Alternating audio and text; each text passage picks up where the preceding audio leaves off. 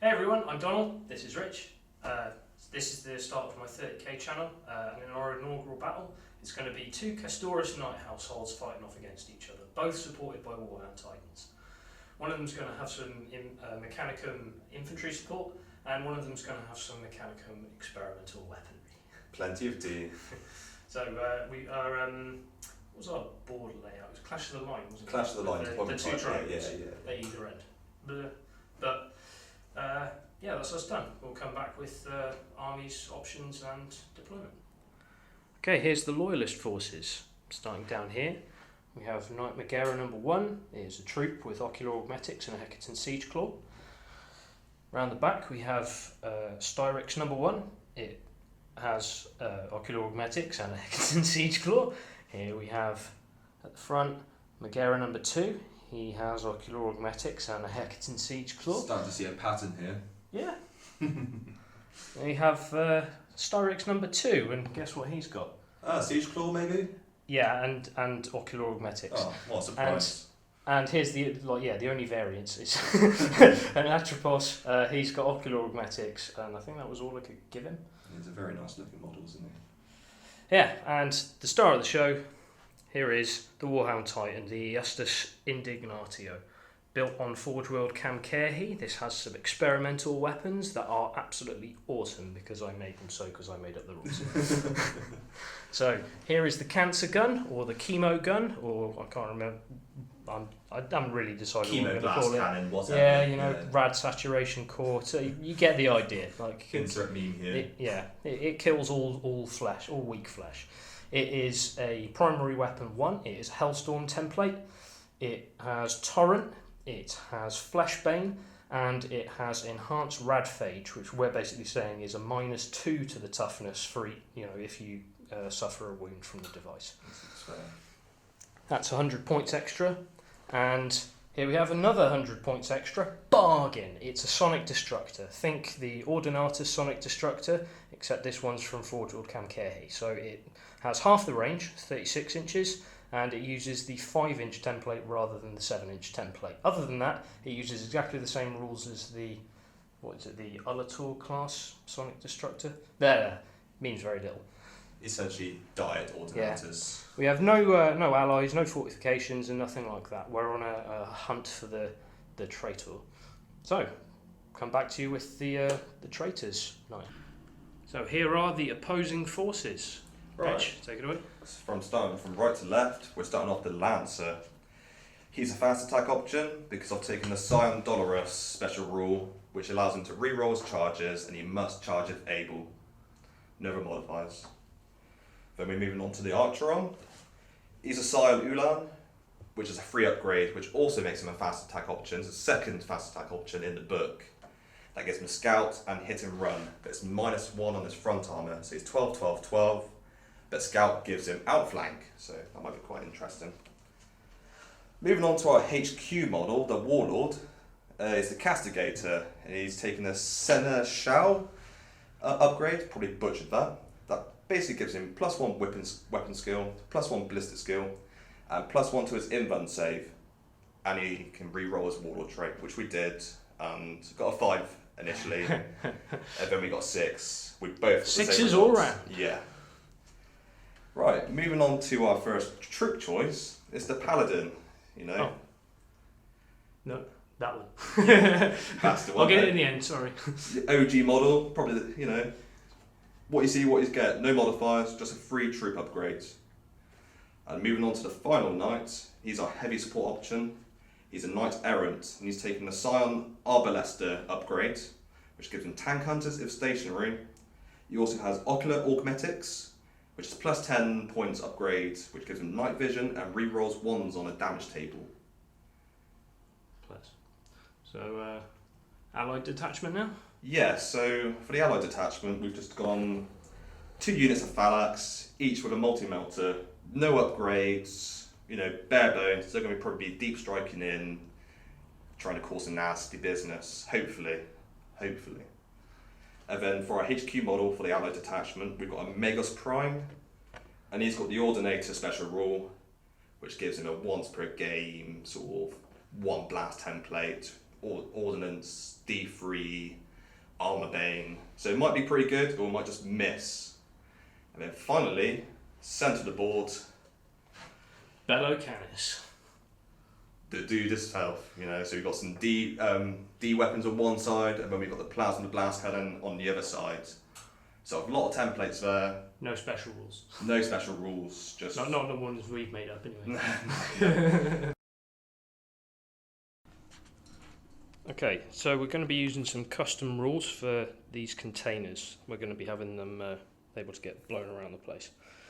So, if a blast hits any of these GW containers that is over where the strength of the blast is over the toughness of the container, then we're going to say that it scatters. And we're also going to say for each container up it is in a pile, we're going to add a d6 to that scatter. So those ones at the top up there, if they get hit by a template, they'll be scattering 6d6. We're also going to say that when they come down, they're going to hit anything that they land on top of with the strength of their toughness and no AP. And we're also going to be leaving that the barrage rule, just to sort of represent the fact that it's been flung up in the air. So, all that's left now for us to roll off for deployment. Reg, would you mind? Okay, and I get a... I win. So, I get to deploy first. We'll come back with that. So, here we are deployed. This is the Loyalists out on the hunt. And over here are the filthy traitors with their stolen Titan. Down there we have some reserves next to the T.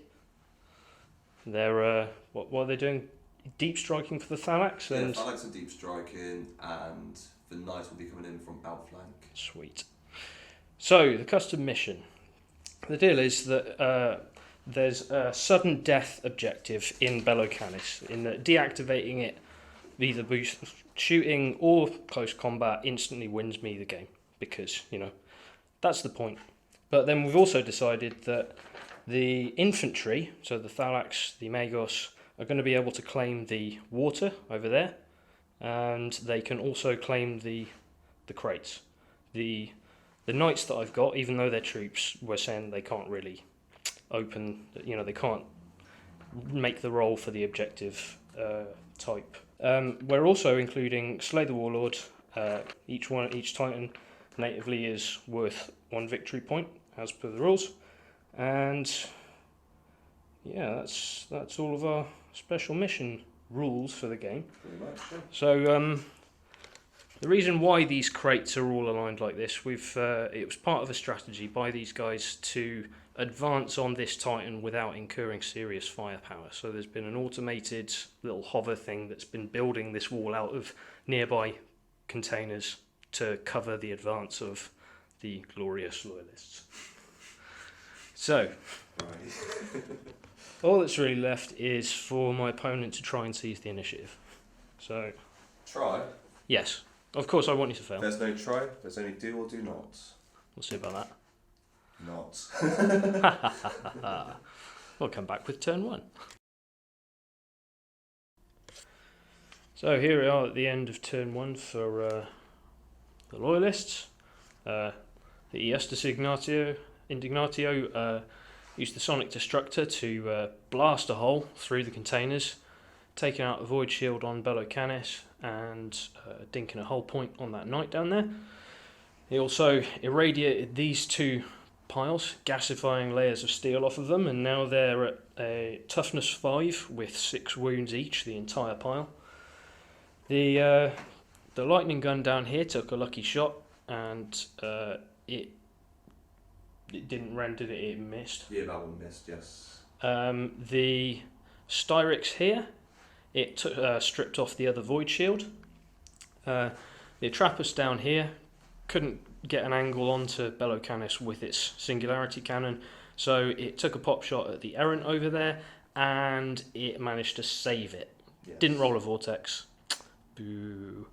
We did take some pot shots with the Volkite Kiroval and Lightning Gun down here, and they did actually strip some hull points off of it. 2 hull points, yeah. Yeah, so now that errant is now on 4 hull points remaining. Okay, so all the knights kind of moved forward. This guy jumped over the crates and he wanted to charge, but I'll get to that in a second. Shooting, this guy shot, failed. At the... I think it was this guy here. At the Atropos. Yeah, just slightly warmed him up. This guy shot all of his plasma shots. Did nothing, didn't take away his void shields. These guys didn't shoot at anything, they just kind of ran behind the boxes, waiting for their moment. The Warhound shot both of his the plasma shots and took both void shields down. In the Strength 7 twin shot mode. And then he shot both D weapons. That took down a void shield, and then one took 3 hull points. So not a great turn. This guy tried to charge as well, and he failed. So even despite his ability reroll, to do a reroll, so I was most pleased about that. So that's it, really. Turn 2 for the Loyalists. The Iustus Indignatio stayed put. The Megara on its right moved on up. Not related to a song, I'm not having any copyright. So the Atropos did really well for its difficult terrain and went up onto those boxes. The Megara and the Styrex over on this side moved forward and kind of around the Hemotrope reactor, and this Styrex here did not as well with its difficult terrain and carefully sidled between the water and the radio tower. So for shooting, we started with this Megara down here. It shot at everything it had at Bello Canis, and it stripped off its last remaining void shield. Then the 2 Styrex and Megara over here shot at the errant that was viewable down there. But I managed to make my saves. He made every save. He's a trooper. Then the Atropos fired its beam cutter into the Lancer there. It stripped off a hull point, didn't it? It did 1 hull point, yes. Yeah. And then it fired its Singularity Cannon towards Bello Canis, which missed. Then all that was left was the Iustus Indignatio. It dropped the toughness and a wound off of this pile of crates again. So now they're on toughness 3. Some of the weakest containers. They're flimsy made. And then the Sonic Destructor unleashed, dashed another hull point off of this, flung the 2 crates there up into the air, which there, and stripped. It did a devastating D weapon strike and stripped 7 hull points off of Bello Canis. So straight from 9 down to 2. He Epic. almost won the game in that. We've got them on the back foot, lads. Strike home on the advantage. Rolling for the charge on the Atropos. The crates are 2 inches high. It's through difficult terrain, so it's going to need to be a 9 that I need to roll. Come on. 10. Yes! +1. Nice. So just move him into position. Whoop. As close as we can get. It's like they were made for that position. So, we strike at the same time, don't we? We do indeed. Both initiative 4. Okay, there's some extra dice for me. Let you roll your dice first. Okay, so it's looking for 4. 4s to hit. So we've got 2 hits. And now we're looking for... Well, it's 2 rolls on the D chart. You're at the same time. Do you want to do yours? Yep. Alright. So looking for the same. 4s to hit. 3 hits. Not bad. So you've got 2 rolls on the D chart, and I've got 3 rolls on the D chart. Do you want to do yours first? And you've got an invuln save. I do indeed. Because he's got a shield. Okay, so the Atropos. Yeah, so 1 hit, causing D3 wounds. Come on. So 3 hull points. So that will kill it. Oh dear. But I do have an invuln save. Oh dear. An invuln save in close combat is a 5 up or 4 up. Well, that's it's definitely, yeah, that's a save. So he's A-OK. And I have 3 hits back on a destroyer damage table. Go on, fail, please. So we're on 6 here. Whoa. Whoa. That's not what we want. That's not what we want.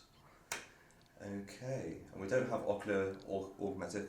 Yeah, we were. So that's a fail. So it's D3. Let's see what I do. 3. So I've taken 3 hull points off. Ouch. I need to survive that. Oh my word. That is catastrophic damage. Okay, so quite a lot happened in this turn. So moved everything forwards, as usual. I shot with the errant, and he got the invuln save, so that's that. I shot with the paladin, he got the invuln save. I shot with the castigator, and I took away 2 hull points. I got 2 6s, so that was not too bad. But as you all can see, there's no Titan there right now. Stiff. Because I stripped off a hull point here with the phalanx.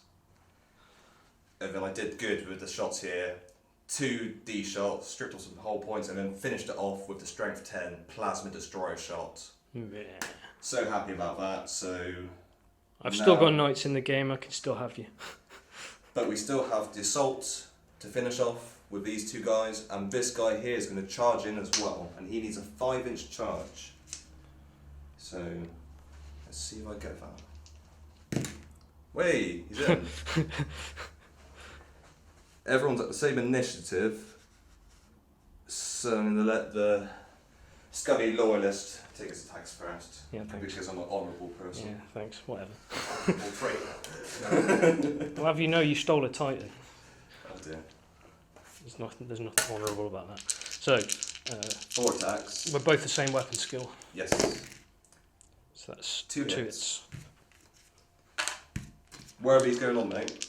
You addition them on each Titan? Yeah, I'm going to do 1 each. I'm going to hope for the best. Okay, so the one on the castigator first.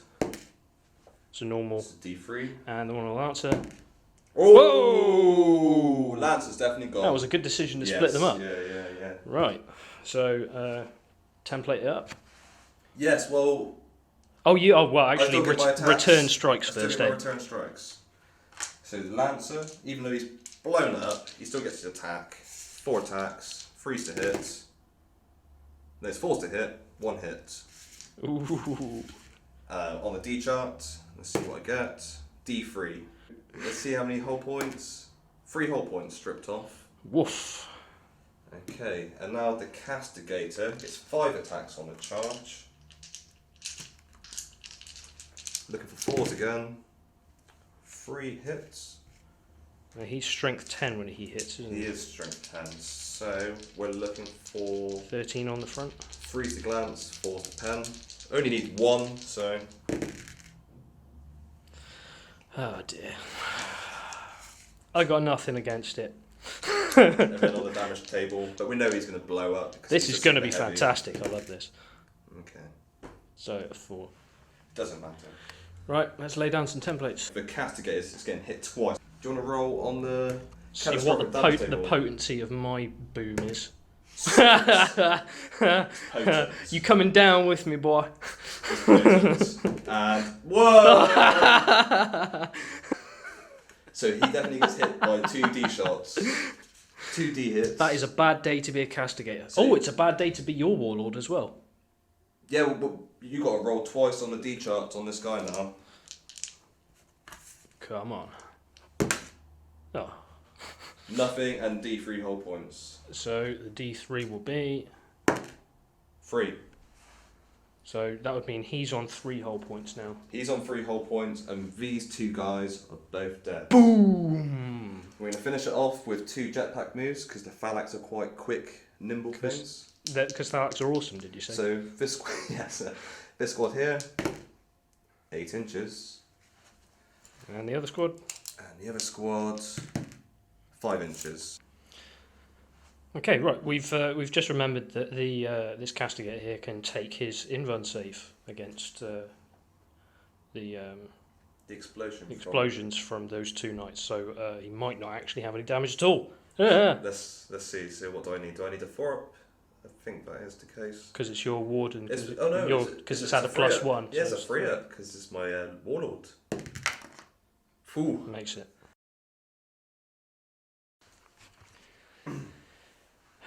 Right, well, that was an absolutely disastrous round of movement and shooting. As you can see, the Megara over there came back around to address this threat of the Thalax, and as you see, kind of didn't.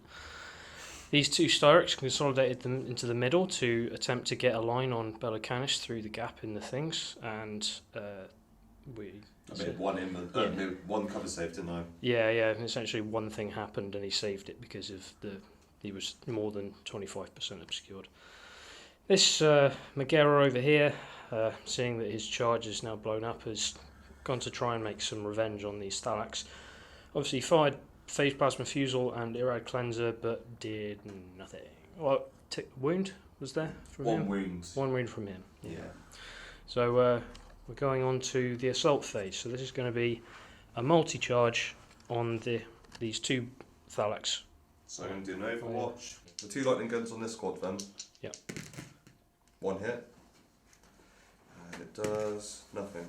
And multi-melter hits.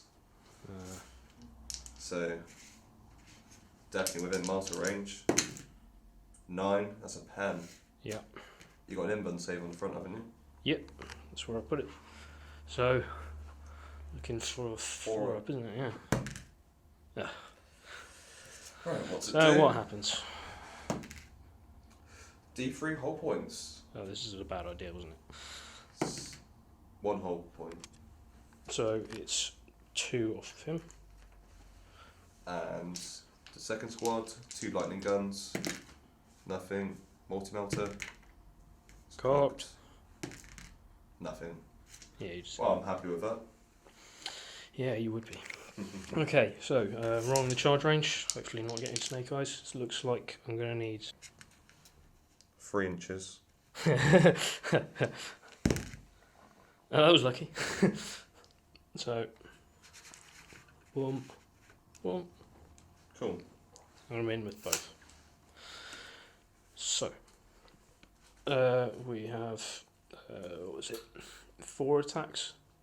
Yeah, 4 attacks, 5 attacks on charge. Yeah.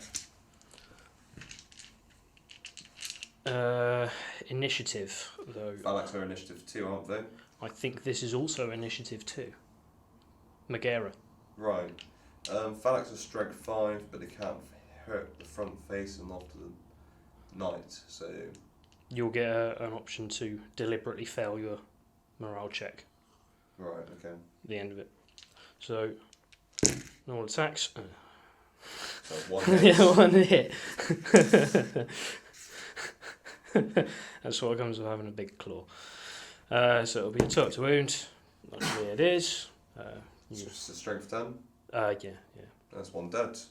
Boom. 1 goes. Excellent.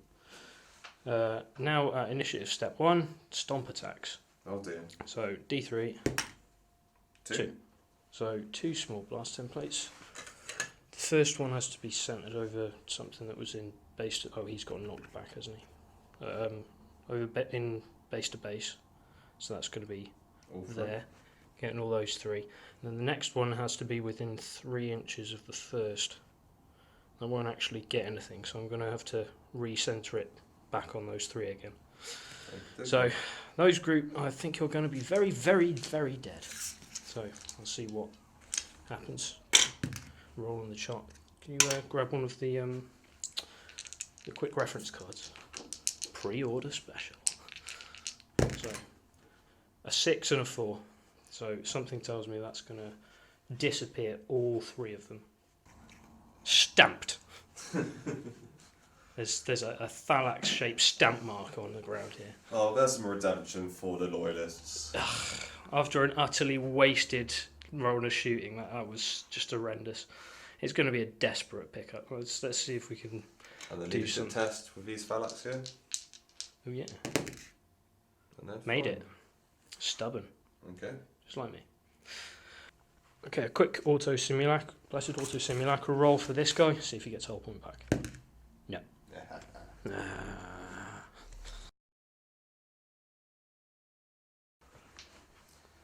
Right, so turn 3 was pretty uneventful, to be honest. So this guy here in the corner, which I kept forgetting about, he had the ordnance shot. I rolled a d3, got a 3, well, I got a 6. So he had 3 shots. I got 3 hits on the guy at the back and 1 hit on the guy in the front, and I managed 1 whole point off this guy here. Due to some astonishing saving throws. Then this guy shot and took 1 whole point off. And this guy shot and missed. And I shot the 2D shots at the back here. 1 missed and 1 was a D3 and he saved that as well. So a lot of saves, to be honest. But we have 2 charges now. So this charge here is only the 5-inch charge, which I get. I laugh at just the idea of failing it. And this one here, I need a 3-inch charge. Yeah, we knew it was 3, yeah. There we And go. makes it. So, unlike my old memories of Apocalypse Titans, you can't overwatch each other because blast weapons and Stuff. what can you do? Apart from complain like fury to Forge World in an email. Well, we do have the new rule set now, don't we? So, Which this one? guy, Which one do you want to do first? this guy here, my HQ model, he's going to have 5 attacks on the charge. And he's going to be hitting on 3s because he's actually weapon skill 5. Because he's your warlord. Mm-hmm. So, very nice. 4 hits. Oh, it's disgusting. We are. What's your initiative? It's 2. Oh, so I am striking first. And the sword is strength 10. So, is that 2 pens? 2 fails. 2 fails. I don't get any armour saves of any kind. And what do they do? D shots. Both lots of D3. Which is kind of worrying because he... Was it a strength D, the sword, is it? Oh, sorry. No, it's strength 10, isn't it? So this is on the damage chart. I keep mixing up the Lancer with as your warlord. So it's just 2 whole points, but that's all I need. Yeah. Yeah. Well, now you've got to roll on the catastrophic damage chart. I do. A 1. Oh. So, your dude gets the second ring out, and the Thalax get the third ring out. Thalax is strength 2, and he's getting hit by strength 4, so he's fine. Yeah. And Strength 2 against so toughness. 2 Thalax, 2 against toughness. Oh, wait. 5. Are these the ones with the reduced toughness from earlier? Oh no, that was the other squad. So 2 against 5 is going to be 6s to wound. Yeah. Nothing. Nothing. So that's 1 knight down. Oh no. Boom. And now we have the second charge. That the Knight Errant. He only has 3 attacks, so 4 on a charge. And so my initiative is 4. So I will be striking first again. Yeah. So 4's to hit this time. 2 hits. I'll have some more of those misses, please. What are they on? Strength D, so Oh, nothing. that's cool. It's not a shooting attack, so no to a Nixie. he does have all metics, but that's only for shooting attacks, isn't it? Yeah. So it's D3, 1 whole point. What a fail. That was good. 1 to 4 whole points. So 3 attempts back. 1 hit. Come on. It's on the D chart. Yeah. So D3. 2. But we both get an invuln save, don't we? Why? Because it's only D3. Get an invuln save against a D3 on D3. We don't have invuln saves against close combat. It's only shooting attacks for the shields. Oh, okay.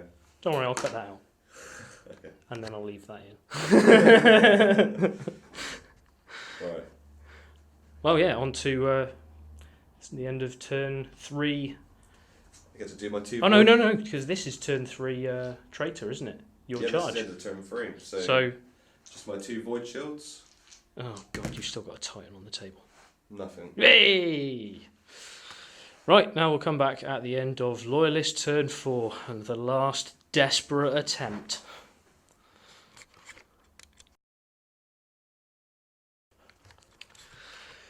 Another very squalid turn there. So the Megara around here came a bit further around, managed to take out a Thalax, tried to Hail Mary a shot over onto Bello Canis, which it managed to save through cover for being partially obscured, so that did nothing.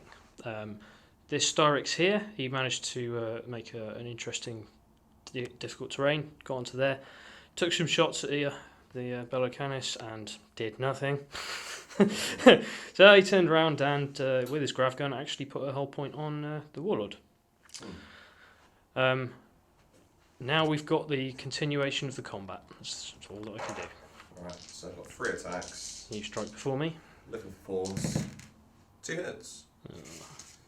On the D chart, what do we get? Wow. Right, my turn. 3, come on, something. That'll do. And it does... D3. Oh, D3. 3. 3. That puts So it down to 1. Ooh, savage blow there by the Siege Claw. Everyone moved forward. This guy came in. Couldn't hurt this guy because the guy had the shield on this side. The Castigator shot all of his shots and failed to get 6, so nothing happened. Front armour, circumventing shields, but didn't The guy matter. with the battle cannon. Hey, at the back. He shot the back and he managed to do 1 hull point. There's AP free, so couldn't really do anything else. And the Phalanx down here did the most damage, shot his melter shots, and did 3 hull points. Alex are awesome, aren't they? And then the Titan, the Warhound, shot all the way over here and managed 1 hull point with the Plasma Blast gun. He saved both of his saves with the D shocks. I got D3 damage, and he saved both of them. So It was glorious. I've got a round of combat here to finish, and a charge here. It's going to be doing some serious wobbly model syndrome here to get in base contact, but essentially 2 inches up. Right. So that's going to be in. Yep. Super heavies can't fire Overwatch as per the new rules. So yeah. Just leave them down there for now, I think. Yeah, and the other ones are locked. So which one do you want to start fighting with first? Right, I think we'll carry on with this combat here, I think. Okay, the errant. So I've got 3 attacks. Yeah. Hitting on 4s. 1 Yeah, hit. that's what I like to see. And then Good job. Looking good for a job. 6. Oh, screw off. So he's dead. Yeah, he doesn't get to take any strikes back. But hey, you know what? Kaboom. Roll a d6, see what happens. It's a 6. Wow. So, see if we've got to see if that scatters. It's a hit. So Hits the front of my guy with D and hits the back of this guy. that's difficult to place. It's definitely hitting them, isn't it? Oh yeah, but I think one of the outer rings. Alright. So your dude takes a D. So you might as well roll for that. Yeah, I'll take that one. Yeah, get some vengeance. Oh, and yes. he's dead as well. Boom! That'll teach you. So they're both down. Fire and smoke, Yeah. both down. And a Yeah. strength 5 on the other So guy. that's It's not so gonna hurt 5 against 12. Yeah, it's not going to hurt. But now there's another Titanic explosion. him. Oh yeah. 5. That's still another fairly big one, isn't it? Yeah, but. And roll. It's a hit again. So nothing's really going to happen there. Right, so We've got over Castigator here. He's got 5 attacks on a charge. Yeah, he makes that before my Styrix can. We've Hitting on 3s because his weapon's still 5. All hits. all hit. Ouch. Strength 10. Looking for freeze to glance. So 2 glances, 1 pen. Oh, can he So make? he's definitely dead. Yeah, he's going. Man. So catastrophic damage Yeah. table. 3. So it's not quite as catastrophic as it could be. So it's going to be hitting with what? Strength 8. That looks like outer ring only, to be honest. Oh, okay. Strength 4 then. So nothing. He gets his paint seared. He gets warmed up. That was pretty good. Ah, devastating. Devastating. 3 more knights And down. that Phalanx gets saved because he wasn't on the same level. Oh yeah. That Phalanx is just... He's going to score a victory point as well for being Yes. on an objective. Yeah. He's going to win the game, mate. Is this just like the backline MVPs here? a Phalanx and a pretend Phalanx. Anyway, let's go back. 5th turn. 5th turn. Last go. Let's see if I can put some final shots into Bello Canis. The remaining Megara moved across, attempted to take shots at the Phalanx over the top, scored a wound off of it, so there was a consolation because the lightning gun did absolutely nothing. It hit Bello Canis, but nothing. Fails, yeah. So what we're left with is the single charge that I have left with the lone model that I have left on the board. So we've been having a little look. It looks like it's a 7-inch charge right here. So you want to do your Overwatch? Yes. So he's got a multi-melter, He'll hit. playing a Watch dangerous this. game. Way! And he hits again. So that's within melter range. 5 plus 8 is a glance. But with my -1 for the shield Oh yeah. on the front. So nothing. Yeah! Success! Right. Loves it. Okay, so now I've got to try and get 7 or more. Failed. Right, we'll be back at the end of the traitor shooting phase, turn 5, and it does not look good. I should take this guy off before we Leave him on there. Leave him on there. We'll explain it. Right, okay. So, the end of the shooting phase for the traitors. Rich, take us through it. Right, so this guy came in, shot his flamer, did nothing.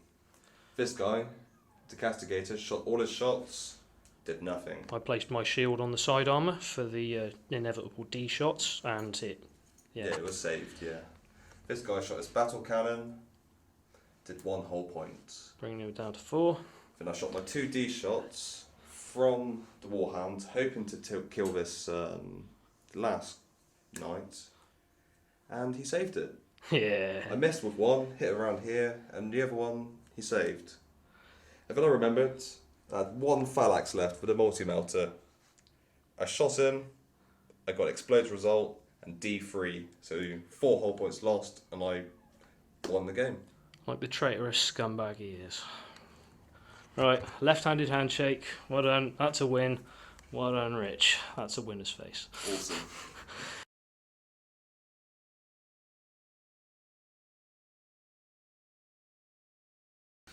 So that brings you to 8 to my 2. Pretty close, yeah? Rich is a good game. Yeah. Yeah, so good game. Yeah, good game. I think could have gone any way, to be honest. When you shot that 1 D-blast from the Ordinatus type weapon, Yeah, that was. and you did 7 whole points, that, that could have been the game there, really.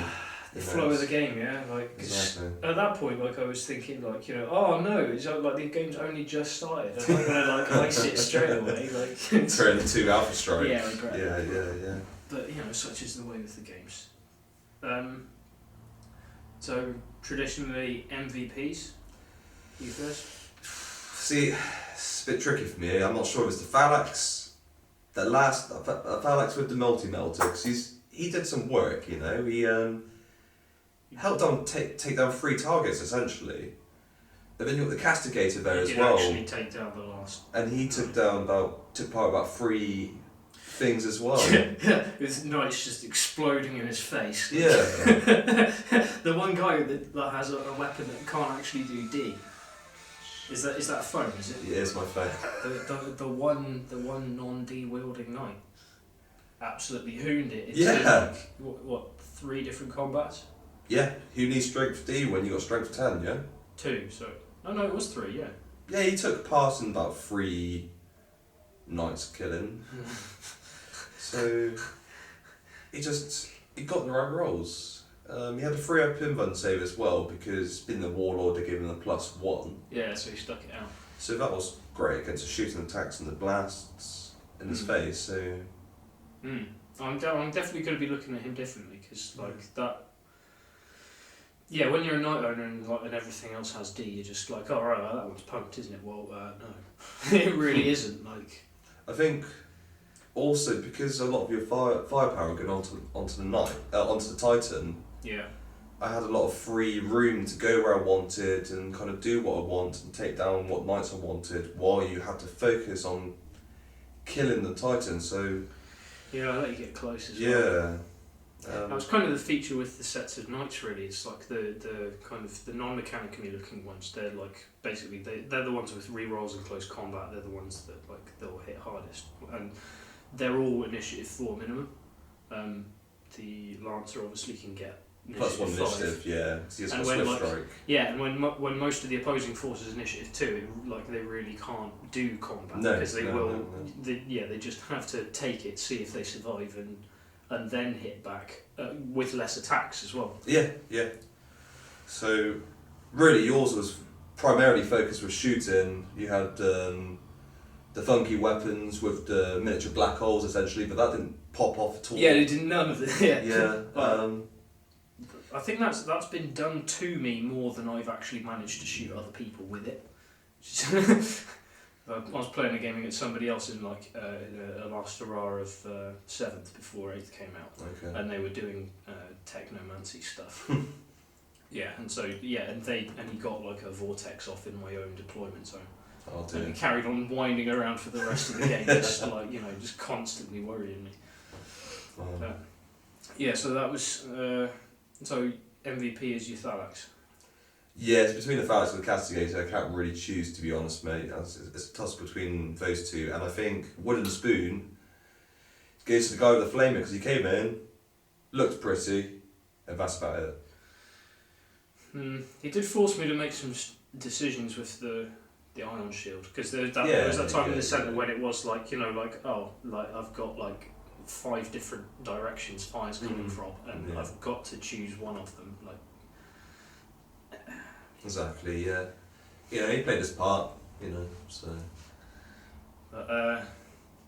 And also like there was very little of your stuff that didn't kind of do very well. I think that was the main thing about it because. In any other game, you might say like, well, technically, he didn't really do much, but yeah, he changed the dynamic of the game. He forced decisions to be made in a certain way, and that put that under your control. You see what I mean? So, but like, yeah, everything of yours, like either like took shots repeatedly. The errant, like I did not think he was going to get that far forward. Yeah, he got into close combats, so. And when you finally remembered about your Magos. Yes, the orbital bombardment. That was brutal. Yeah, 4 hits, but only 1 connected. So it's the game of dice, isn't it? It's the game. That was really unlucky, but that was that was ultimate win. 3 strength 8 armor bane templates. Yeah. And they hit. All 3 of them. And getting the D3. Even the one that scattered into a better position. Yes. True. It's just, if I would have changed anything, which I couldn't have changed this, it was the outflanking knight coming in sooner. Yeah. But that's up to the realm of the gods, essentially. The dice gods, not me. So. So essentially, so your ultimate win went to the Thalax, and your Wooden Spoon went to an Imperial Knight. Yeah, pretty An much. Acheron, no less. Like, there are loads of people who take that as their preferential knight Yeah. because of the twin-linked close combat blade. Right, okay. So, obviously, it's got a twin-linked weapon, and so you can sacrifice shooting our weapon, move an extra, what is it, d6? Something like that. You get extra movement, and yeah, and just literally, whom, and then it's a flamer template. Guaranteed hits, no cover, strength 7, AP 3. Problem is, by the time he came in, everything was gone. So, Well, that weapon was never really about that though, was it? Because of the whole, like, all of my stuff has the strange variant of the ion shield that minuses to The the strength strength from of the glass weapons, weapons and it's as a well. -2 on the Yes. template. Like it, yeah, it was one of those things of like, well, yeah, I can negate its main flame blast, but at the expense of what? you really need to get around all the fire and arcs to exploit that, you know. That's why, you know, came around from all angles. But how about you? MVP for you? And Yeah, my MVP. It's the last night that went down, the Megara #2. Yeah, he took a lot of invuln saves. He was just unkillable Yeah. until the end. So then, yeah, he inevitably dies. But Yeah, although I thought that feels a little like the Atrapos did okay. He just went piling down the centre, like, you know, beams going off here and Yeah, there, left yeah. and right. Got into the fight, did lethal damage, and I yeah. did focus fire on him straight away because he is a high value target. He's just scary, you know, with the shooting capabilities he has.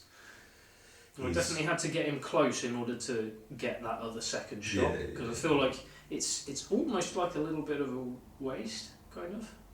I don't know. I'm not sure. Well, if you just constantly have that dude sitting back at a long distance, then like he's only ever putting down one template of death. Still a very strong shot though compared to what some of the other knights can do shooting wise. Yeah. I find knights are very good at close combat and very good at mowing down infantry with shooting attacks, but you know, they can cause the occasional penetrating hit and the occasional glance, but I don't know. It depends, doesn't it? One second, am I selling anyone out here? Was there anyone who deserved MVP out on my side more? Maybe one of the Styrex? Oh, wait, that Styrex that was slugging it out with the errant in the centre. Yes. Yeah, He actually went into a couple of rounds of combat. Like, yeah, did some both serious locked in damage. combat. Yeah. Yeah, I completely missed it. When he failed, but the other guy just like poof. Yeah. Yeah, I think that's the maybe thing him. as well. Every time I got locked in combat, I always backed it up with the second knight. Ran in and was like, right, just take the blasts on the face if they blow up. But Maybe the other Megara actually, because he actually trimmed a void shield off of your Titan, and that was important. yeah, That allowed me to actually get through with the sonic weapon, so yeah, that was good. Yeah, I think I'll probably give it to this last Megara, just because, you know, last man standing, although he wasn't necessarily in the centre of the firefight or doing really epic shit, like, you know. He's yeah, that's my MVP. And my wooden spoon goes to the dice.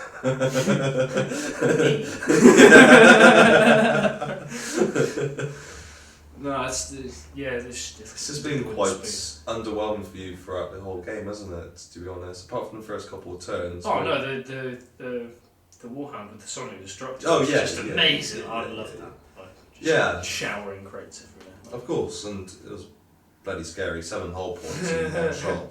That was Yeah, but MVP to the Iustus Indignatio, I think. yeah.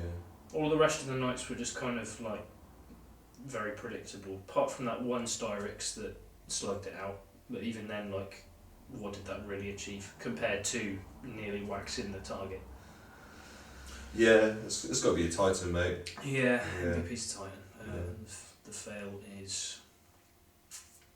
What do you think of the weapon though on the Titan? The fail is that that first Megara that you're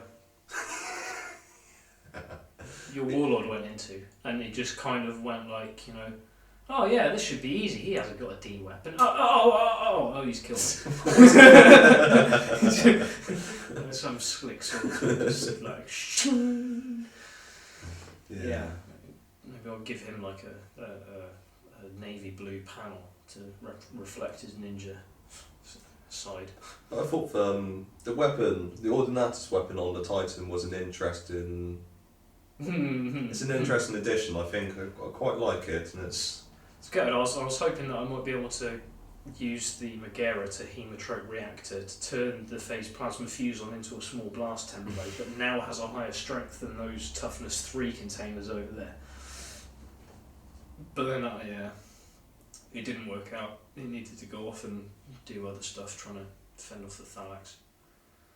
Oh, but then I say that other Megara has the wind spoon, but then it properly minced one of the groups of Thalax, and then stomped on them. Took one out of the other one. Yeah, he did something.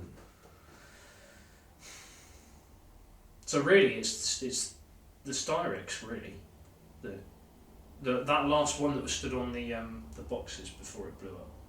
He didn't do much, I think. He's the wooden spoon, because like he was taking every shot for like 3 turns at that and did like nothing. Like did he take a single hot point off? I saved it, I think. Yeah, just yeah. So I took. Yeah, that's my wooden spoon, the Styrex. Yeah. That one. I think it's just been quite unlucky for you this game. Well, no, that's the storyline. So, but it just consigns you into another game. Oh yeah, of course. I still have to take back the Bello Canis. You know, solid. You know, he's probably rinsed off somewhere because all of these other chassis are now destroyed, broken, burning, that kind of stuff. Psyker isn't going to be able to fix that, so he'll move on. And then our dudes will come down to see what on earth was going on, and carefully log all of the pieces of shrapnel that they find. Yeah, so we're in for another challenge game at some point.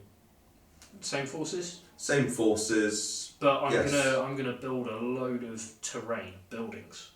Yeah, different terrains. Lots of line of sight blocking stuff that doesn't fly everywhere and need to have its toughness remembered. Yes, nothing too complicated. But it was good fun. It was a good laugh as a one-off, but jeez. It's like that NIDS game that everyone would play, you know, where they knew somebody who just overspent on NIDS like far too far, and they had like thousands and thousands and thousands of points, and you know, just like, well, just keep it coming from the board edge. We'll just see how long we last, kind of.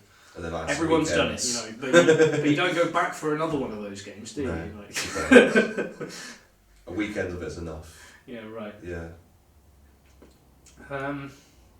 So, segue into criticise 40k.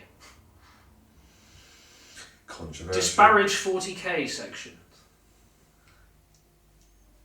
Yeah, I didn't really like it.